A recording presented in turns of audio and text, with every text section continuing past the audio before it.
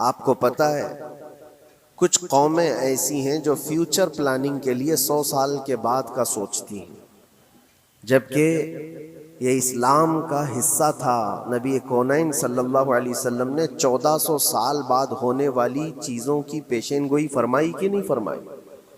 اللہ کے نبی صلی اللہ علیہ وسلم نے 1000 سال بعد پیدا ہونے والی چیزوں کو پہلے سے بتایا تھا کہ نہیں؟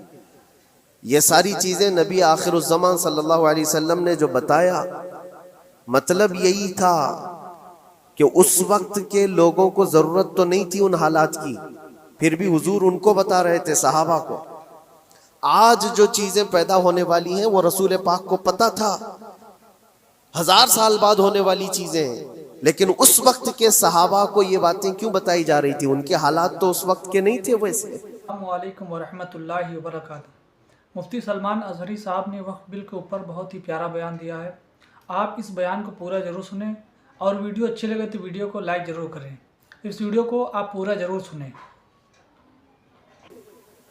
اس کے باوجود نبی پاک صلی اللہ علیہ وسلم نے ان کو 1000 سال بعد ہونے والی چیزوں کی باتیں اس لیے بتائی کہ یہ دین اسلام فیوچر پلاننگ کے لیے کتنا ایکٹیو ہے، یہ سمجھو آگے کے لیے۔ اس لیے بتایا گیا کہ صحابہ اپنی اولاد کو اور وہ اپنی اولاد کو، وہ اپنی اولاد کو یہ بات منتقل کرتے جائیں، اور آنے والے حادثوں سے پہلے سے ذہن پریپیئر رہے، تیار رہے۔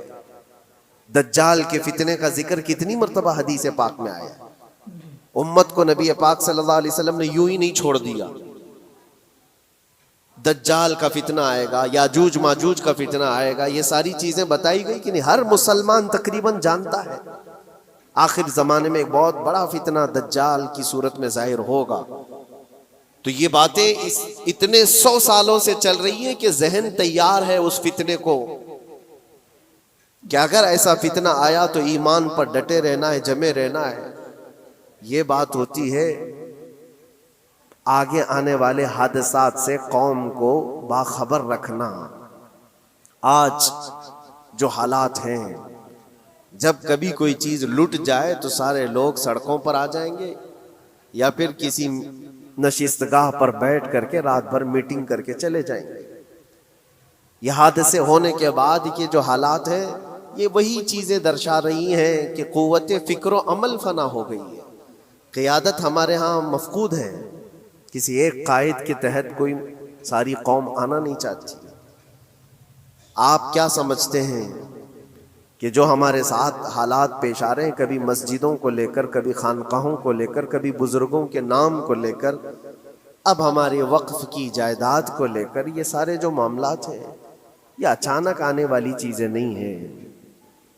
بھانپ لیا گیا ہے تمہاری پوری طبیعت کو، تمہارے مزاج کو، کہ فکر و عمل کی قوت ان کی ختم ہو چکی ہے۔ ان کو 2 چند چیزوں میں ہی راضی کیا جا سکتا ہے۔ دنیا یہ سمجھ رہی ہے، جس کی وجہ سے کھلواڑ پر کھلواڑ ہوتے چلے جا رہے ہیں، اور ان کو یہ بھی پتہ ہے کہ یہ کچھ نہ کر سکیں گے۔ میرے عزیزو، آپ نا امید اور مایوس نہ ہو کہ ہم سے کچھ نہیں ہوگا۔ اللہ کریم چاہے تو ایک بندے سے بھی پوری دھرتی پر زلزلہ لا سکتا ہے۔ اللہ کریم کی ذات پر یقین اور توکل رکھو۔ سرکار غریب نواز ہندوستان آئے تھے تو بہت بڑی فوج لے کر نہیں آئے تھے، اللہ کی ذات پر بھروسہ کر کے آئے تھے، اور 90 لاکھ لوگوں کے دلوں میں چراغ اسلام جلا دیا تھا۔ وہ یقین اور توکل کے ساتھ آئے تھے۔ آج لوگوں کے دلوں کے اندر جو مایوسی اور نا امیدی ڈالی جا رہی ہے کہ کچھ ہوگا نہیں، ابھی کچھ کرنے سے کچھ نہیں ہوگا، یہ نا امیدی اور مایوسی تمہاری طبیعت میں کیوں آئی؟ کیا تمہارا رب تبارک و تعالیٰ کی ذات پر یقین کمزور ہو گیا؟ اگر یہ اس طرح کی بیماری آئی ہے تو پھر بدر پڑھ لینا۔ جب رسول پاک صلی اللہ علیہ وسلم کے ساتھ وہ صحابہ جا رہے تھے، ان کو اچھی طرح پتا تھا کہ سامنے آنے والی فوج کتنی طاقت لے کر آ رہی ہے۔ 1000 لوگ آ رہے ہیں، ہاتھی گھوڑے ان کے پاس، ہتھیار اور اسباب ان کے پاس ہے، کھانے پینے کی مزے کی ساری چیزیں لے کر کے آ رہے تھے مکہ والے، اور ادھر صحابہ ننگے پیر ہیں۔ 313 کے پاس 4 گھوڑے ہیں، پیدل چلے آ رہے ہیں، چھاؤں لینے کے لیے کوئی جگہ تک نہیں ہے ان کے پاس۔ ایک کھجور کسی کے پاس ہو تو 10 لوگ اس پر اکتفا کر لیں۔ فاقے پر فاقہ کرنے والے وہ صحابہ، لیکن انہوں نے یہ نہیں کہا کہ اللہ کے نبی صلی اللہ تعالیٰ علیہ وسلم سے کہ ہمارے پاس اسباب کی کمی ہے، ہتھیار کی کمی ہے، کچھ نہیں، ہمارے پاس سواری نہیں ہے۔ بغیر سواری کے 180 کلومیٹر مدینے سے چل کر کے وہ بدر پہنچے تھے، بدر تک پہنچے تھے، اور اس وقت اپنی ساری محنتیں، اپنی ساری قوتیں انہوں نے زمین پر لا کر رکھ دیں۔ پھر بدر کے میدان میں جب پہنچے تب اللہ کریم کی بارگاہ میں دعا کیا تھا میرے مصطفیٰ نے، اے اللہ اگر اس نہتی قوم کو تو نے فتح نہیں دی تو پھر قیامت تک اس روئے زمین پر سجدہ کرنے والا کوئی نہیں ہوگا۔ یہ محبوبانہ انداز تھا میرے مصطفیٰ کا۔ وہ دعا مدینے میں بیٹھ کر کے بھی تو کر سکتے تھے، 180 کلومیٹر دور اتنی مصیبت میں دھوپ میں چل کر کے جانے کی کیا بات تھی؟ ننگے پیر صحابہ گئے ہیں، فاقے پر فاقہ کیے ہوئے، وہ مدینے میں بیٹھ کر دعا کرتے تو کیا رحمت للعالمین کی دعا قبول نہیں ہوتی؟ لیکن مصطفیٰ کریم صلی اللہ علیہ وسلم نے یہ مزاج دیا ہے، پہلے فکر و عمل میدان میں لاؤ پھر دعا کرو، اللہ کی مدد آتی ہے۔ یہاں ہم بیٹھ کر کے یہیں سے دعا کرتے ہیں، کچھ کرنا نہیں ہے، بدلنا نہیں ہے، اور فکر و عمل کو لانا نہیں ہے، تو پھر صرف یہاں بیٹھ کر کے دعا کرنا، یہ تو میرے عزیزوں عورتوں کو اس سے ذمہ داری دی گئی ہے کہ تم میدان عمل میں آ نہیں سکتی، تم اپنے گھروں سے دعا کرو اپنے بھائیوں کے لیے، لیکن یہ کام تو اب سارے مردوں نے بھی لے لیا ہے۔ بہرحال قوت فکر و عمل پہلے فنا ہو جاتی ہے جب کسی قوم کی شوکت پہ زوال آتا ہے۔ آج یہ جو سارے معاملات ہم دیکھ رہے ہیں، اس کی ایک خاص وجہ میں آپ کو بتانا چاہتا ہوں۔ آج سے تقریباً 8-9 سال پہلے میرا ایک بیان بھی ریکارڈ موجود ہے، کافی دنوں تک وہ چلتا رہا، میری اپنی بات نہیں تھی۔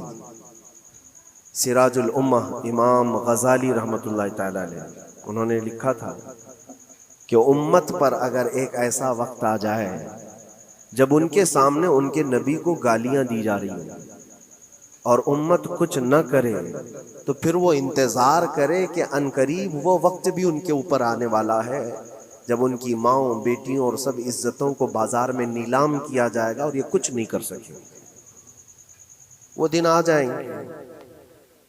بیسک وجہ وہاں سے شروع ہوئی کہ لوگ اپنے عیش و عشرت میں کچھ کمی نہ کر سکے، بارگاہ مصطفیٰ صلی اللہ علیہ وسلم کی گستاخیاں کھلے عام ہوتی رہیں، اور اس پر ہم لوگ جس طرح کے حالات دیکھتے رہے۔ بہت سارے لوگ تو مجھ کو یہ کہتے تھے، مجھ سے یہ کہتے تھے، کیا ضرورت ہے آپ کو بولنے کی، حالات دیکھ نہیں رہے آپ؟ ظالموں، تم کو اگر کوئی چھوٹی سی ماں کی گالی دے دے تو تم بپھر جاتے ہو اور اس کے اوپر آسمان توڑنے کی بات کرتے ہو، اور ہم اپنے نبی پاک صلی اللہ علیہ وسلم سے کروڑوں ماؤں سے زیادہ محبت کرتے ہیں۔ اس رسول پاک صلی اللہ تعالیٰ علیہ وسلم پر کوئی بھونکتا رہے اور اس کا جواب نہ دو، تم یہ کہتے ہو مصلحت ہے، حالات ایسے ہیں یہ، تو پھر اپنا یہ لباس بدل دینا چاہیے، اپنا نام بدل دینا چاہیے۔ پھر اس دائرہ اسلام میں رہ کر کے مطلب کیا ہے؟ اسی لیے اقبال نے 100 سال پہلے ایک مزاج دیا تھا، ایمان ہے کیا چیز، اسلام ہے کیا چیز؟ تم کیا سمجھتے ہو داڑھی ٹوپی اور جبے کبے کا نام اسلام ہے؟ اسلام کیا ہے؟ اقبال نے کہا تھا کہ بارگاہ مصطفیٰ صلی اللہ تعالی علیہ وسلم کے قدموں تک اپنے آپ کو پہنچا دو، یہی دین ہے، یہی دین ہے۔ گر بہ نہ رسیدی تمام ابو لہبیست، اور اگر تم وہاں تک نہیں پہنچ سکے تو زندگی ابو لہب کی طرح۔